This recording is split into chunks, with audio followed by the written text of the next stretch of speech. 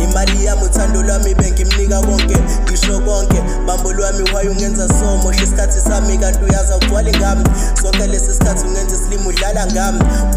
why me phela leli bhadi ringe vari mntwana bengifisa ukwenza umkami bari thank you ngoba ungibonisa amathukalazi lokhu uthando benginalo belisuka ngaphakathi wathuza ungenza isilimo wangibukanisa nomphakathi bari thank you for ukudlala ngami sengithola umunye umntwana ongeka mosha isikhathi sami and I'm happy ngoba akayiqedi imali yami.